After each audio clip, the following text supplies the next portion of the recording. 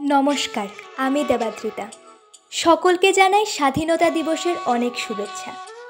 স্বাধীনতা দিবস উপলক্ষে আমার এই ছোট্ট কবিতা। ভারত আমার ভারতবর্ষ, অজস্র সৌন্দর্য দিয়ে ঘেরা এ দেশ আমার গর্ব। বিপ্লবীদের বিন্দু বিন্দু রক্ত দিয়ে রাঙানো এ দেশের মাটি, তাই বলেই তো মনে করি এ দেশ সবচেয়ে খাঁটি। আমি গর্বিত, কারণ আমি ভারতবাসী। আমাদেরই দেশের বুকে জন্ম নিয়েছেন নেতাজি ভগৎ সিং, ক্ষুদিরাম ও মহাত্মা গান্ধী। স্বাধীনতা মানে নতুন দিন, নতুন আলো।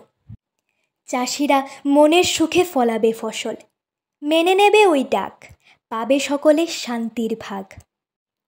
এই 15ই আগস্ট দিনটি তো আমাদের সকলের আবেগের দিন। লক্ষ লক্ষ শহীদরা এই দিনের অপেক্ষায় ছিল, আশায় ছিল যে একদিন তো কালো মেঘ সরে গিয়ে আলোর হদিশ দেখা যাবে। কিন্তু আদৌ কি তা হলো? তাহলে কেন আজও গরিবদের ঘনিয়ে আসে দুর্দিন? কেন তারা আজও কষ্ট পায় খিদের জ্বালায়?